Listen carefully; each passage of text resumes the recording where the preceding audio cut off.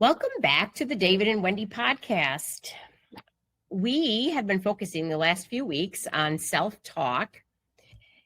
First about what it is, how to recognize it or have awareness around it. And now this week, we're going to be talking about how do we change it, strategies for helping us to change that self-talk that is happening constantly. So we welcome. Yeah, and last week, as Wendy said, we discussed part one of how to change it. So if you, just a real quick recap, if you pay attention, you'll notice that self-talk is happening all the time. So, it's just about recognizing it or developing an awareness. And that's the first step of how we understand self-talk. As Wendy said last week, stop, listen. What is your self-talk saying? So one thing you can practice is to notice when you have started acting grumpy or anxious out of the blue, when you drop something or this happened to me last week. I was kind of just puttering along, going just fine, and something fell over or whatever it was. And all of a sudden I was like grouchy with it. Like, why did that, and I was like, oh, okay, well, what am I thinking? Right. Why am I reacting to a silly little thing in such a way? What was I just thinking, or what have I been thinking? What's on my mind? And it's just something to explore. That little self-talk can carry over into an experience, right? The so-called last straw, right? Absolutely. Yeah. This, what I'm thinking of as you were talking about it, an area in my life where I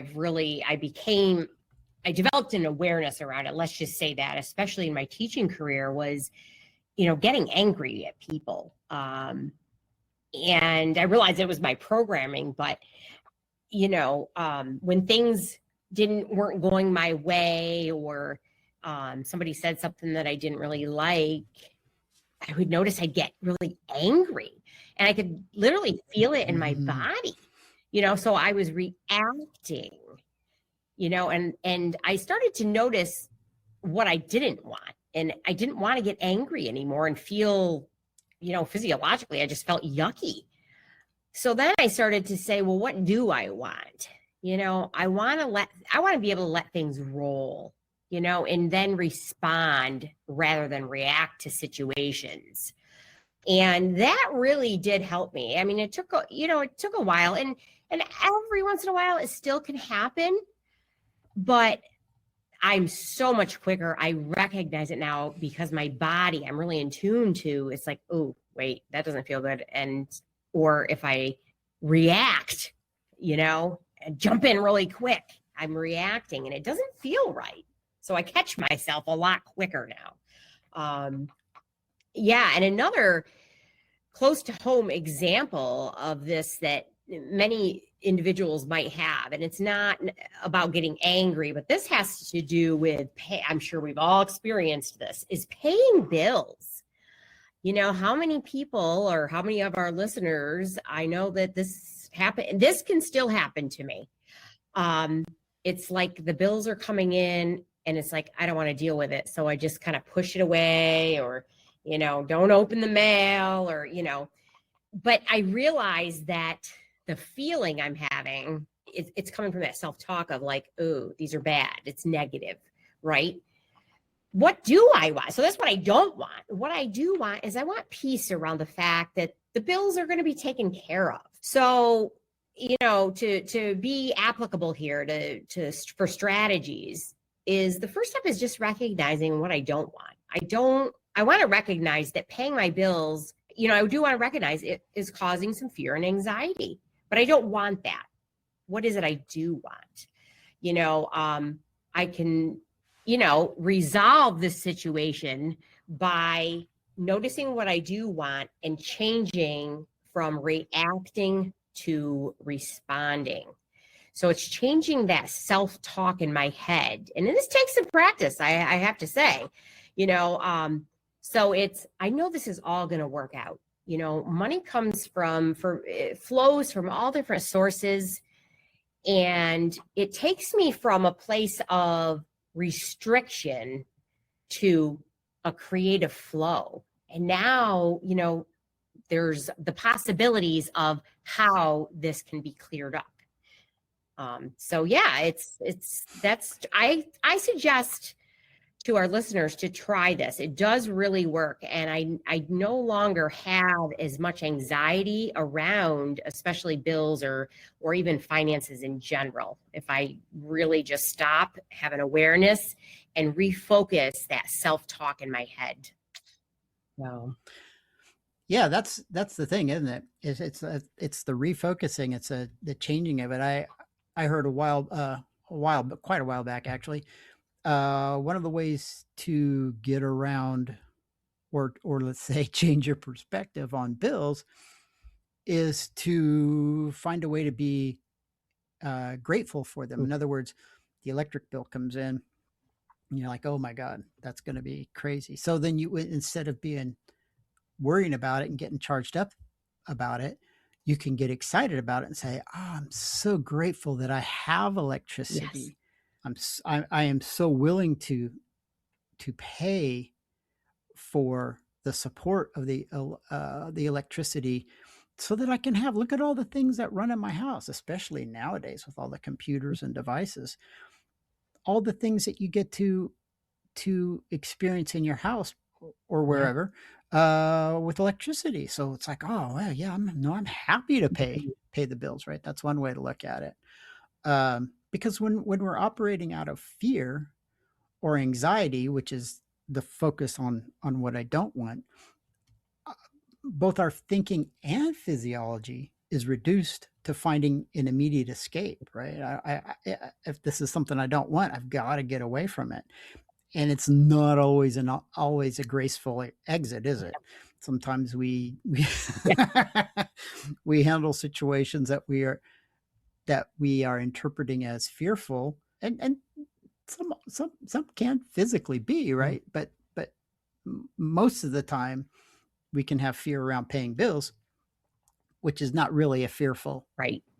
It's a more of a thought, right? It's going to work out some way or not, some way or other. It has. You've gotten this far with it. So the idea is, when we realize that we're focused on what we don't want, like Wendy said, then we ask the other question: what do I want? I used to use an analogy. It comes up every once in a while, where when we're focused on the problem, it's as if we've stepped into a mud puddle, right? That's a problem. Like, oh, my shoes, blah, blah, blah, all the stuff we don't want. And so we're stuck in the mud puddle. So asking the question, what do I want? Oh, well, I want to get out of the mud puddle. Oh, okay. How can we get out of the mud puddle? And, as always, it's a practice, isn't it, Wendy? Yes, for sure. Right. You have to catch what's going on, and that opens the door, right? That opens your mind to be able to see what your options are and what resolutions you do have available. When you turn to ask for, what do I want? Right. Yeah. I sometimes, because when focusing on, go ahead. Go ahead. I was going to say, sometimes I get stuck in that mud puddle, David, but I quickly. Oh yeah, we all do. Yes. Yeah. It's not about, right? The saying, it's not if you fall down, it's how you get up. Exactly. Yes. Yeah. So the problem actually generates the motivation, which is, comes from the realization that you don't like the experience of the problem.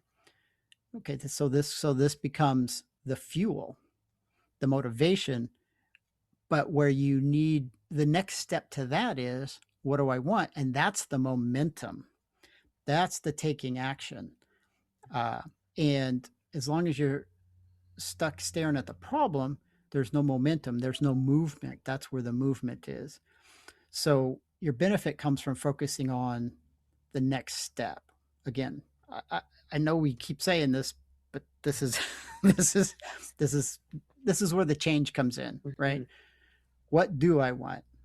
And this is where you will find options towards resolution that weren't available or in your options. It wasn't in your list of options when you're looking at the problem because there are no options. It's you're just in a problem. Right. Yeah.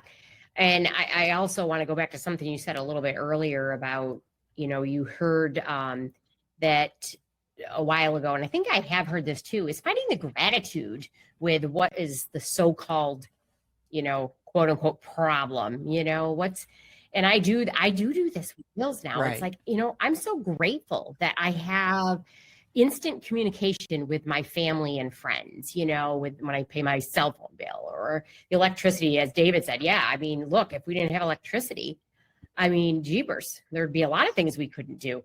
So finding gratitude is always a good solution to many of our quote unquote problems, if that's right. Yeah. Right. Yeah. Another big example, and I know David and I talked about this in the past previous episode, was the self-talk that relates to like body image and how we feel about ourselves and the way that we look, the way we act, or the way that we just are, the way that we show up in the world, right? Many people are self-conscious about the way that they look. Think about this. I'm too fat. I'm too skinny. They call me string bean. I wish I was taller. I'm way too short. Or I wish I was a normal height, or, oh, my nose, it's like bulbous, I don't like the way that my arms flap. That's another one I hear women say a lot. And I think you guys understand that, by these examples I just shared, there's a lot of self-talk that we can get, caught up in. And it's important to recognize that this came from programming based on judgments that we either heard, we said it over and over to ourselves, or we just believed it in general. David and I have had conversations about this. We both, personally have experienced this. I know when I was growing up, my grandfather, used to make comments about people that were heavier. Well, what that told me in my brain, he didn't say anything directly to me. And I wasn't then. But it said to me that there's a problem with that, right? Like everybody should look a certain way.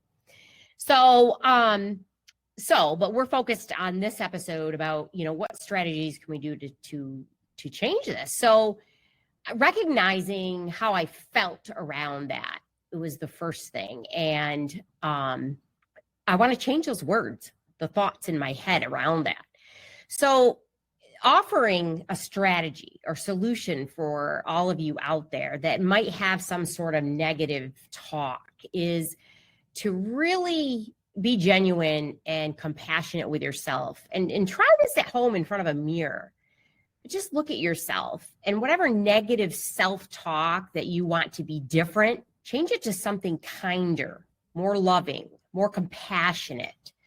So, for example, if your issues are around like your height, just saying, I'm the perfect height for me, that I am just perfect the way I am.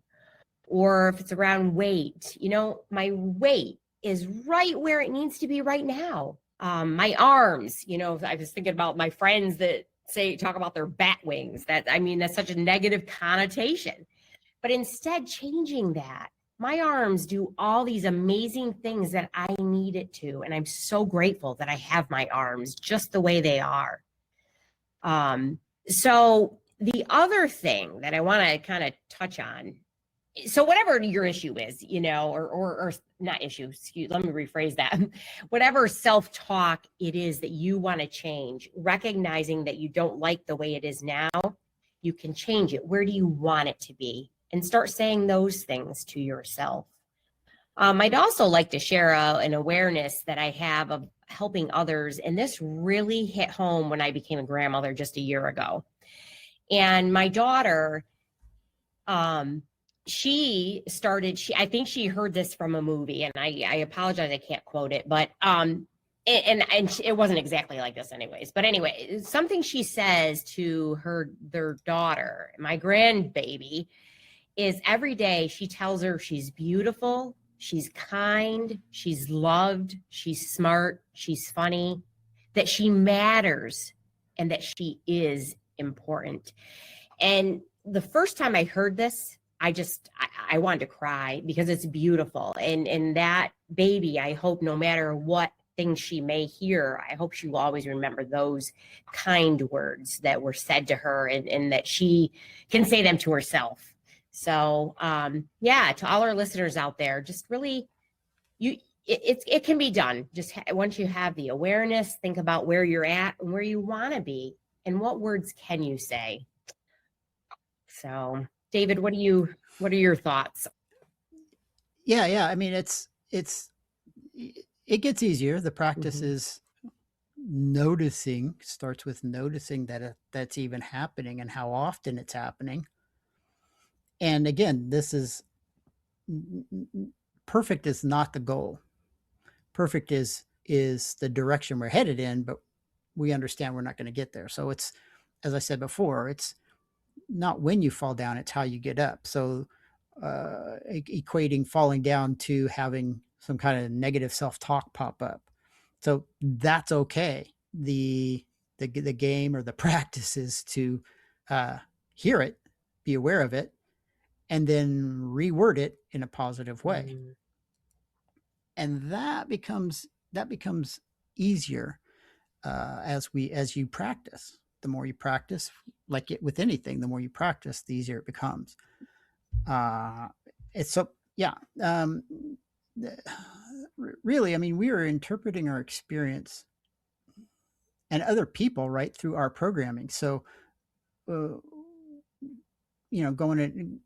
in an additional direction. So we may not necessarily agree or like what somebody else is expressing, or somebody may not like what we're expressing. But the trick to this is remembering that we are interpreting our experiences through our programming as they are interpreting theirs. Mm-hmm. So, when we find ourselves having an experience or experiencing someone else that we don't enjoy, right? we're having that experience. Right. That doesn't mean they're wrong, and it doesn't mean they're right, that we are right. It just means that right now our programming, our thoughts have been incompatible, and it can be that, and that's okay too, right? Nobody has to think exactly the way we think, and we don't have to think the way anybody else thinks. It's our experience. One trick is in conversation, and you may have heard this before, is while somebody else is talking, actually listen. Yeah. Instead of preparing what you want to say, right? There's a novel idea. Yeah. And then get curious about it. If you really want to make a connection with somebody who has a totally different thought program than you do, get curious about it. Just ask them, oh, tell me more about that. Tell me, I want to understand. And it will help to disarm them, right? If they're getting wound up or you're getting wound up, it'll disarm the situation, and you'll actually learn more. Now, that doesn't mean to say that you have to agree with them ever, but you do have a better understanding of where they are. And as I like to say, the more we can find understanding in others, the more compassionate we can be. And it's just a benefit to everybody, right? It de-escalates the situation. So yeah, that just makes me think, David, about having more love, kindness, and compassion for others. We don't have to like it, but just understanding they're coming from their own experiences. Right. Yeah. Right. And we can have that experience and walk away and never see them again, and that's fine too. But guess what? We're not walking away in anger, which means Right. we haven't screwed up our physiology with all those hormones and chemicals and everything that anger generates. Absolutely. We walk away and say, okay, well, I have a better understanding of where they're coming from. I still don't agree with it. Right. And therefore I don't have to continue. Yep. But you feel better overall. Yes. So and it also comes down to listening to that small voice, right? The intuition. It's a passive voice and it's a patient voice, but it's a consistent voice, and it's a wise voice, right? Right? Because more times than not, it comes from the answer you're looking for. It comes with the answer you're looking for. I'm sure everybody's had a weird experience. It's like, oh, I just got a weird thought. Well, let's just let me do this thing real quick. And if it's a resolution to something or leads to a resolution of something that you've been trying to figure out. If that voice you're hearing is a loud bullying or panic voice, and sounds fearful, that's the judgmental and fearful ego. The ego is like a little kid that's trying to protect you, and again, in some rather less than graceful ways. So just so when that voice comes up, just say thank you to it, and then listen for the quiet, patient voice, because that's where the true guidance is going to be. Ultimately, it's about shifting your perspective of the experience from problem or mistake to benefit, right? There's always a benefit. We don't always see it, right? We don't always see it in the beginning or in the middle of the situation, but later on, it's like, oh, well, at least this, right? At least this came from that. And that's what we want to lean into, finding the benefit, because this puts us in a different state where we start to understand that there are no mistakes. We can't make a mistake, right? Every experience is just a learning opportunity. In other words, it could be as easy as, well, I don't want to do that again, right? You just learn. Good. Okay. That thing is not an option anymore. I've done it once. It's done. We're good. We're moving on. So, and thank you for the information about that. So it's the same experience. It's just a shift in perspective. Yes. Thank you. So this brings us to the closing of this episode, and we hope that our listeners really got some benefit and information on that self-talk. And we'd love to hear your comments about how it's going and some examples of how you've changed your self-talk or the even awarenesses that you're having around it. So this brings us to the end, and our topic for next week is going to be feelings. The way to resolution is through.